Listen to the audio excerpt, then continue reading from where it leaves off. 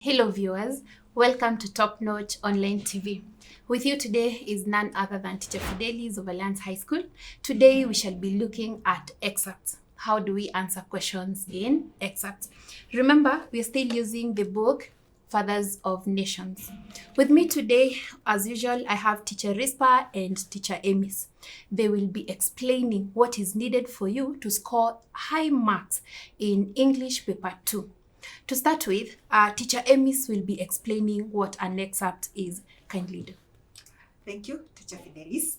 So an excerpt is a part extracted from the novel or from the old text, and it can be a page long or 2 pages long of the text. So that is what an excerpt is, a part extracted from the old text. An excerpt is tested in paper 2, question 2, and it carries 25 marks, and it's a compulsory question for every candidate.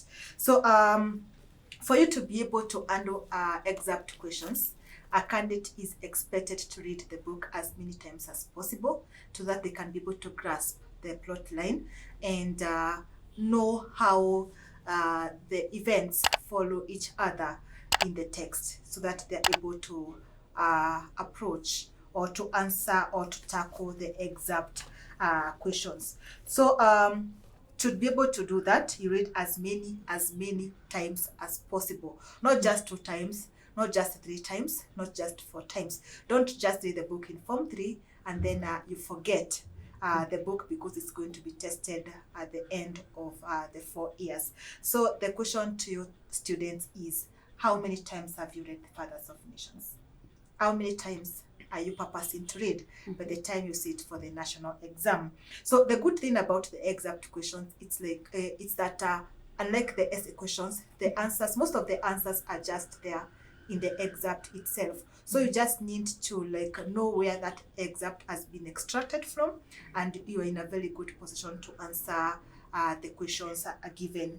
Also, when revising for the excerpt questions, or when you're preparing for the excerpt questions, the best approach to take is the episodic approach, whereby you are able to divide that book, the entire text, into episodes. How the episodes follow each other. Which episode do we start with? Which is the second episode, so that you're able to answer plot questions or some other questions, core questions in the excerpt questions. For example, I can give an example of the episodes we have in the first 5 chapters of Fathers of Nations. When the book begins, the first episode is the introduction to the 4 strangers. So you can call that the 4 strangers episode. Then the second one after that, we are taken to an interview with Miss Mackenzie, where Miss Mackenzie interviews Dr. Afolabi. And then after that, we have the summit, the catastrophes that happen in the summit when you're trying to come up with the sitting arrangement of the presidents. After that, then we have the phone calls at the Seamount Hotel. That's episode number 4. Then episode number 5, we have Professor Kimani's background, whereby we are taken through flashback into who Professor Kimani is and how he ended up in joining AGDA. Then the 6th episode is the VOA, Voice of America contract. So that takes us to Miss Mackenzie and how she joins Voice of America from the Gambian News. And then the 7th is an encounter with the Liberian mullah, Leo. Of course, still Miss Mackenzie. And then the 8th one is Dr. Afolabi's background, whereby you're taken back using flashback to know more about Dr. Afolabi and how he became part of the AGDA team. So actually, that's just an example of the episodes when you talk about the episodes. So those episodes go up to chapter 5. So if you're able to break your plot into episodes, then you're better equipped to answer the excerpt questions, unlike reading the text as a whole. So I'll start by looking at the main question, or the common question that comes in an excerpt. This question reads, place the excerpt in its immediate context. That is a very common question, and it mostly carries 3, 4, or at sometimes 5 marks. So this question, for you to be able to answer it, you need to have mastery of the plot. Good mastery of the plot, because it requires you placing the excerpt in its immediate context, requires you to know where exactly has this excerpt been extracted from, and from where it has been extracted, what comes before it, and what comes after it. So when answering this question, the first thing you do, you give like some details or the events that happened immediately before. The key word is immediately. Don't go like so many steps there. Just take like 2 steps from where the excerpt is, 2 steps backwards, and give what happens in a sentence. Well, just 1 sentence, summarize what happens before that excerpt. And then, for connection purposes, also indicate what is happening in the excerpt. So you're doing what happens before the excerpt, immediately before the excerpt, what is happening in the excerpt using 1 sentence, and then what happens after the excerpt. That's what we call placing the excerpt in its immediate context. Before, during, and after. You connect those 3 things. And then you're able to score the marks for what placing the excerpt in its immediate context. Sometimes they can also decide, the NEC can also decide to split the question. Instead of saying place the excerpt in its immediate context, they can split it to have 2 questions. The first one is what happens immediately before the excerpt, and the second one is what happens immediately after the excerpt. So it can be either way. If you have placed the excerpt in its immediate context, the other 2 won't happen, because after all, you have discussed for everything. Thank you. Wonderful. So now looking at the first question, when answering questions in the excerpt, the students at home, just know that this is an area you can score highly. If you're using what teacher Amy is talking about. We're talking about the episodic approach. You're not just reading the book. You're subdividing the book into episodes. These episodes will give you the plot of the Fathers of Nations. If you're having one question that is having 5 marks or 4 marks, ensure that you're talking about what happens before the excerpt and what happens after the excerpt.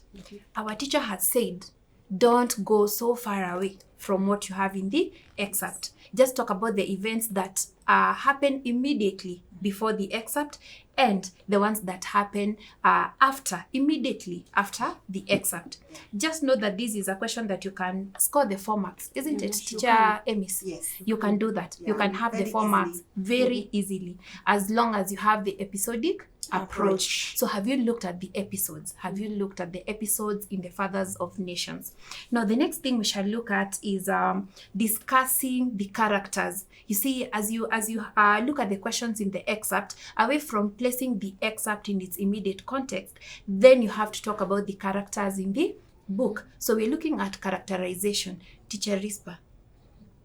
Okay, thank you.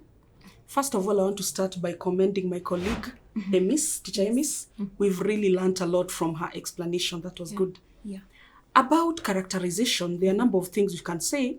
But first of all, to the student who's watching me from home, let's be aware that there's a difference between characterization and a character.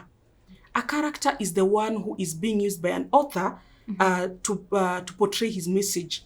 For instance, using an example of Fathers of Nations, we have characters such as Abiola, Miss Mackenzie, among others. Those are characters now.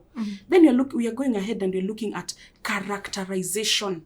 Now, characterization is about giving the characters their behavior according to the way they act. And let me first of all start by correcting a certain fallacy. Students, when they're being asked about characterization, what is the character of Miss Mackenzie? Instead of talking about the way Miss Mackenzie is behaving, they end up talking about maybe some physical appearance. She is beautiful. That is not actually a character. Look at the way a character behaves. And when you're talking about character traits, we can approach them from different parameters. We are looking at what is the author saying about a character? What does the character say about him or herself? At the same time, how does the character react towards other people? We are able to come up with the different parameters to approaching character traits. And At that moment, I'll also mention that, remember, as you have been educated before by Teacher Amy, that when you're dealing with an extract, also the character traits, let them be confined to that particular extract. We might be knowing that maybe Dr. Afolabi is proud, but maybe from the extract that you've been given, that character trait does not come out. Please, students, be very much aware, concentrate on what comes on the extract. Another thing maybe I'll talk to my students about with regards to characterization. Let's say that it can come for, like, if you look at the way the marks have been, the way the marks have been given, allocated, the allocation of marks. If they're asking for 2 character traits of Melusi, and then for 4 marks, they're asking for you to identify. After identification, you go ahead and illustrate. And just remember, even as you are mentioning and illustrating, you stick to that particular extract. If you're only giving the traits without the illustrations, it can be guesswork. You cannot really score. It can be guesswork that, somewhere when my teacher was teaching, I heard that this guy is proud, I heard that this woman is diligent, and all that. A character must be a character trait must be accompanied with the correct illustration, and then you score full marks. That is it. Can I add something? Yes, sure. Just to add to what my colleague has said, when giving character traits, we use adjectives. Because you're describing someone, and adjectives are the words that are used to give us more information about nouns. And this character is a noun, so we use adjectives, not any other word class. Adjectives to give characters. Number 2, when illustrating, it's not right to lift. Don't just lift a statement from the excerpt as your illustration. Just use your own words and explain why you think Dr. Afolabi is rude. Don't just say Dr. Afolabi is rude and then you pick a statement from the excerpt. Go ahead and explain using your own words why you think that he's rude. Maybe you can speak a statement, but still go an extra mile and give an explanation. Yes, an explanation. Okay. If I could add a very good example to that, what Teacher Amy is talking about, adjectives, and thank you so much for the reminder. Let me give a very common example. Instead of students talking about someone being dishonest or deceitful, they go ahead and call the person a liar. A lie is actually a noun. It's a noun, Instead of talking about a liar, go ahead and talk about deceitful, dishonest. It comes out better. Okay. Agreed. So that's a very important point for students at home. So remember, if you're talking about character traits, do not, I repeat, do not use a noun. You're supposed to use an adjective. And what's an adjective? An adjective is a word that gives more information about a noun. In this case, you're talking about the behavior of this particular character. And we have been given perfect examples by our teachers here. And I'm sure as you tackle questions on the characterization, then you'll be in a position to talk about an adjective, just give more information about the character at hand. The next thing that students at home should note, answer the questions according to what you have in the excerpt, unless the question states otherwise. Because the teachers here will attest to the fact that sometimes you might be asked to actually talk about the character trait of a person, giving, maybe using information from other parts of the book. Okay, so if you have that, then you can use other parts of the book. But if you don't have that in the question, ensure that you're just using what you have at hand. And another thing, students at home to note is that you have a part of the book with you. You have a part of the book with you. It makes it easier. So once you go through the questions, go back to the book and check for information from what you have. The next issue we shall be looking at is plot questions. The plot questions are questions we get from now the extract that we have. How do we handle these, Teacher Amy? Okay, yes. Just like Teacher Fidelis has said, these are actually comprehension questions that you get from the given excerpt. But they are tested in 2 ways. One, it can be a question that is tied to the excerpt that is given. So you stick to the excerpt. Don't leave the excerpt. You stick to the excerpt to give an answer to that question. For example, you can be asked, a character says something, and then you can be asked, what does this character mean by these words? they have said something, but there is an hidden meaning in those words. Yeah. So you can be asked, what does this character mean when he says these words? So that one is treating you to the excerpt.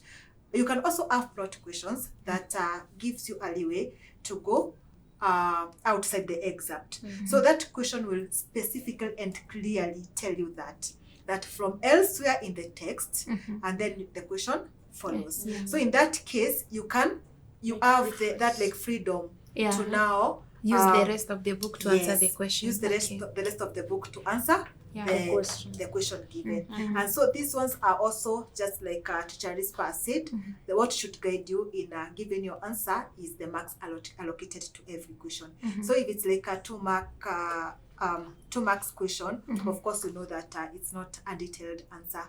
But if it's a 4 marks question, it can't be 1 sentence. Of course, there is no way you can have 4 marks by giving a 1 sentence answer. So plot questions are basically comprehension questions that sees or checks the mastery of the plot. How much has the student mastered in terms of the plot or the events in this book. Okay, so maybe the student at home is wondering, in such a question, how many marks do we expect from question now dealing with plot? Okay, some of the questions will take 2 marks and others will take 3, but it's very hard to find a question that has more than 3 marks. So mostly it's 2 marks because it's like, for example, if we have to use like this one, you're like, where did these 2 meet? Okay. Then you have to go to, like outside the excerpt. If you are being asked where the first time that maybe Dr. Afolabi and Fiona met, maybe the excerpt is from that instance where he saved her from the mullah. And then you're being asked, when was the first time that these 2 met? You see, you have to go back to that time when she was interviewing him. That's supposed to be like a 2 marks answer because you're not giving details. You're just taking us back there and saying the exact place where they met and for what reason. So the place will score 1, for what reason another 1 mark. So that's like a 2 marks answer. So again, I think we need to just understand how the students answer these questions in terms of presentation. In English, as our teachers have mentioned, you have to have identification and illustrations. So on questions based on plot, how does a student score? Teacher Miss. Okay, a student scores according to we call them the score points, according to the score points, where the score point is. That question is supposed to be answered in prose form. Not point form, yes. You answer the question in prose form. It's up to now the teacher marking your work to determine where the scoring points are. Like the example I've just given, like that one has 2 scoring points, meaning that if you're asked where did these 2 characters first meet, you're supposed to tell us the first time they met where. Was it the Pinnacle Hotel? Or where were they? Outside Seamount? Yeah, when they had the interview. And where did they have tea? Tea. Where did they have tea? That is a question for you students. Ensure you give the answer where to Teacher Emis. Was conducted. So the question is where. So that will be 1 scoring point. The other one is why or for what reason did they meet. That will be like a scoring point. So you just need to read the question carefully as a student and understand what is required of you as a student for you to score the full marks in that question. So mostly that's why I said the marks allocated should guide you. You can't have the question with 3 marks and then you're just giving a statement that has like 7 words and expect to score 3 marks. It means if it's a 3-mark question, then it has 3 scoring points. Just think about it and ask yourself, what is it that this examiner is looking for them to allocate 3 marks to this question? It can't be like 1 answer, 1 word answer. Yes. Wonderful. So the next thing to note is that Teacher Emis has said you must give your answers in prose form. Prose. So don't just use slashes or dashes or bullet points. Have complete sentences, and you'll be in a position to score. Again, check the mark allocation. If you have 3 marks, then know that you're supposed to have at least 3 points. Identify and support your answer by maybe explaining something from the extract given. The next thing we shall be looking at is themes. Because this is another question we find in excerpts. How do we tackle this, Teacher Rispa? Okay. When I'm looking at themes, nothing much to say. I'll just brush over it. Themes are for our students. You're supposed to know that themes are issues that are being raised. And in a certain extract, you look at an issue that is prevalently spoken about. You follow through the extract as they're speaking. What is their topic of discussion? Because there are also some themes, but they're not thoroughly tackled. Therefore, that one you can let it slide. You look for the one that is spoken about mostly. Where is this discussion leading to? And even some themes, if you could go back to the issues, it doesn't have to be the themes that the teacher has mentioned in class, but in your own way, ask yourself, what are they talking about? Then you come up with a theme.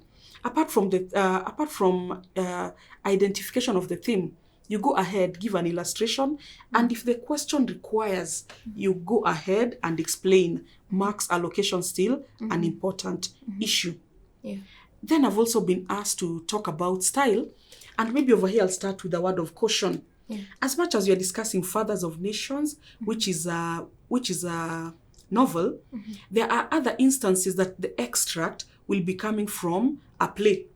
Then you find students are identifying things such as dialogue, things such as vivid description, yet it is a play. Such do not apply in a play, but maybe in our Fathers of Nations, such styles can apply. If I could still mention, we are realizing as students that irony is a style that is prevalently tested. You're looking even at sarcasm. Sarcasm is one among the types of irony that someone talking something but they mean opposite of. Now, if my students could learn the irony very well, to be seeing where irony has been tackled, you'll be in a better position to answer questions. Among others, maybe making reference to a Fathers of Nations, there's the style of flashback that has been used widely. Which other one? Sarcasm, dialogue. And for a student, by the way, let's try this. We need to be smart with the exams. Go ahead and look for the simple ones. The simple ones, but you're not talking about repetition. Let's confine it to poetry. Let's look at things such as, is there the use of local language? Is there a simile? Is there a metaphor? Is there vivid description? A dialogue? First of all, try to find the easy ones as you advance into the a bit complex type of styles. But in Fathers of the Nation, flashback has been used widely. Okay. And to add, just a minute to add, we are realizing that with style, most of the time it will take 3 steps. It will start with the identification, then you go ahead and illustrate and explain. You know, when you put in an explanation, even to that examiner who had not seen the metaphor, you're giving them a better view of seeing where you're coming from with your style. Identify, illustrate, and go ahead and explain, get your 3 marks per style that you identify. Any addition? I would like to talk about irony. Just like she has said, nowadays irony is very common in our set text. So if there is an instance of irony, and as a student you want to bring it out in the exam or as your answer, you have to factor in 2 things. One, for you to score when illustrating irony, 2 sides must clearly come out. Remember, irony in most cases, whether it's, for example, situational irony, there is what we see and what we expected to see. So what we have and what was expected to be there. So the 2 sides must clearly come out. And number 2, the second thing, the contrast word. must be there. If there is no contrast word separating the two sides, you won't score. So a word like yet, this is what you expected, yet this is what you got. We got this while we expected this. It has, those two sides must come out, and the contrast word must be there for you to score. Another thing, we talked about those other styles in a novel, like this one, like vivid description and dialogue. When you come to the illustrations, they are a little bit we call it what? It's lengthy. Like a vivid description, if like an event is being described, it can take like 2 paragraphs or an entire paragraph. So a student won't have space for the entire paragraph. So the easiest thing to see is this and this has been vividly described. And you're good with the illustration. If it's dialogue, just say there is a dialogue or conversation between Dr. Afolabi and Miss Mackenzie. And before we move away from style, there's also something I've remembered. Style can also go an extra mile and talk about the effects. Effectiveness of that style. What have we learned through that style? For example, maybe if we can pick a dialogue between 2 people. We are learning maybe between Dr. Afolabi and Miss Mackenzie. We are able to learn of his short-tempered, of his character of being short-tempered, such things. Effectiveness of a style. What do we learn from a style? The effect of a style is the same thing you're calling the significance of a style. Wow, that is well done. And no, when you're talking about the themes, ensure that you're using, what do we use when we talk about a theme? Because now, when we talked about characterization, we said that a student is supposed to use an adjective. So what should a student use when identifying a theme in the book? We're using nouns. We're using nouns, right? Yeah, we use nouns or noun phrases. A noun or a noun phrases. For example, we can have like a 3-word, like plight of women. That's a noun phrase. So a noun or a noun phrase. Wonderful. So students at home, you have 2 things to note. Characterization, what should you use? Adjectives. And when we talk about themes, what should you use? A noun phrase. We have a noun or a noun phrase. And then I think, and the other teachers will bear witness that students don't score well in English because they don't give illustrations. They will just identify a certain theme and they stop there.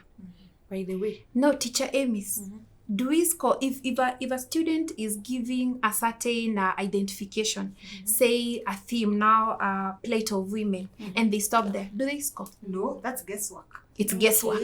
So they won't score. So you see, students at home, you have to identify and give an illustration. And another step forward, our teachers have said that we must explain the significance, the effectiveness of a certain style, especially what Teacher Amy has said about irony. You must bring out the two sides of the story. You must use a word that shows contrast. Which words have you mentioned today? But, yet, while, etc. These are the words that we should use for you to actually get that score. Now, as we wind up, we also have another section that is normally tested in the excerpt. And remember, in English paper 2, the excerpt has the highest number of marks. We are talking about how many marks, students? 25 marks. And you can easily get 25 out of 25 if you're just now listening to your teachers and applying what they're teaching. So the last question we shall be looking at today is questions on grammar and meanings of new words. How should students tackle this area? Teacher Emis. Thank you once again. So I know grammar comes as question 4 of paper 2, but also in the excerpt, you won't miss a question, just one, on a topic in grammar. And mostly it's a question on question tags, a question on reported speech, and a question on the rewrite questions, as well as passive and active voice. So those are the common topics that that are tested. That are tested when a grammar question comes in the excerpt question. So you just need to obey the grammar rules for you to be able to score. Punctuation, spelling, capital letters where they're supposed to be, for you to be able to get that 1 mark. Usually Cal is just 1 mark. So there is another question, which is always the last question, the meaning of words and phrases. So that question always carries 3, 4 or 5 marks as well, mostly 4 marks. Okay. So you are told that explain the meaning of the following words as used in the excerpt. The core word is as used in the excerpt. So what do you do as a student? You go back to the excerpt. That sentence where the word appears, you have to read it keenly and ask yourself, what does this word mean? So you can take there are 2 approaches. One, you can give a synonym. Yes. A word that means the same as the word you've been given. Or number 2, you can go ahead and give an explanation of the meaning of the given word or phrase. But you have to consider the following points. 1, when you're giving your answer should match the word class of the word given. So if you've been given a noun, so should be your answer. If you've been given a verb, so should be your answer. Number 2 is the tense. If a word that you've been given is a tense, and that word is in past tense, your answer should also be in past tense. If it's in the progressive aspect, the ing, your answer should also take the same aspect. Number 3 is the number. If you've given a noun and that noun is in singular, don't give your answer in plural. It should still stick in singular. Number 4, I hope I'm not too fast for the learners. Number 4 is do not give your answers in the infinitive form, the 2 infinitive form. It's like it's very common actually, the 2 infinitive. So you're told, for example, give the meaning of the word like manage. Manage means what? To control something, To control. or to take control. Yes. Okay, this So is not what. now This you is what add we should not use. Yes. Now you add what Teacher Fidelis says. So you're given the word manage. The first thing that will come into your mind is to control. So you like to control. You would score because unless the word you've been given is In the to infinitive. manage. If it's to manage, that's when you write to control. But if it's manage, it's supposed to be control.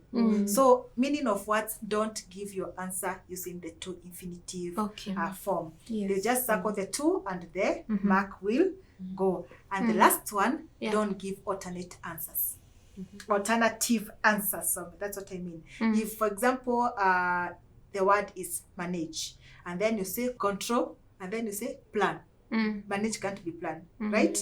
So you've been given the word manage, and you say control stroke plan. Control is correct. Plan is wrong. The wrong answer cancels the correct one. Wow. Okay. So they all go. But if both of them are correct, you're good to go. You score. We're not enlightened. Yes. If both of them are correct, you score. If one is correct, the other one is wrong, the wrong one cancels the correct one. Now, before she takes over, so I think that is the last question that we tackle in the excerpt questions. And it's good to keep on practicing as a student. Practice makes perfect. It's by practicing answering various excerpt questions that you're able to grasp the best approach to go about this. And in relation to that, we have a very good book here, Top Notch Guru English, a revision master, Octopus revision master. It has so many excerpt questions from the new set books. It has excerpt questions from Fathers of Nations, questions and answers. It has questions from the other compulsory book, the Samaritan, questions and answers. And for our candidates, those who are in Form 4, we still have excerpts for you from Adults House. We have so many excerpts in this book, questions and answers. So this is the best book for you to be able to master the best approach to answer the excerpt questions. Wonderful. Thank you so much, Teacher Emis. And sorry to take you back on the last question. I know students at home want to just to get an answer as to how to actually now give the meaning of the word. If a student decides to explain the meaning of the word as given in the excerpt, do we have a limitation to the number of words that you can use? No. there is no limitation of number of words, but still the word class applies. For example, if you're given like the word manage, you know manage is a verb, and then your answer starts something. Something is a what? It is a noun. Yes. Already you are off. Or if you're given a noun and then you say an act of. An act is what? It's a verb. It's a verb. It's like it's an action. Already off. Already it's off. So it's that's a tricky bit with explanation. Yeah. Because you still have to stick to the word word class. Oh, okay. So the easiest way to go, sorry. It's okay. Is the synonym way. The easiest way to go is the synonym way. Yeah. I'm so intrigued by the answers and the explanation that teacher Emis has given on how to answer the meaning of new words. And I think for most students, the first thing that comes to mind is the to infinitive. The to infinitive. And then we have the use of alternative answers. Yeah. So you can imagine having given the first answer is correct and you have said stroke. ABCD, and then the answer that you have given is actually wrong. So just choose one word and go with it. So thank you. Yes. Thank you for enlightening our students on how to answer question number 5. Now, with this, you know what is expected of you at home. Students preparing for KCSE, it's the same thing that you're supposed to use. But remember, for the Form 4s in this year, we're using which book? For the excerpt? Adult's House. Yeah. For the Form 3s and other classes to follow, we shall be using the Fathers of Nations. But this information is useful for students who will be sitting for KCSE this year and other years to come. I thank you so much, my dear teachers. You have done a wonderful job, and I'm looking forward to having a report once KCSE is done that we have more A's in English. And actually, English is an easy subject. You see what the teachers have explained? It's something that you can do. Until next time, thank you for watching.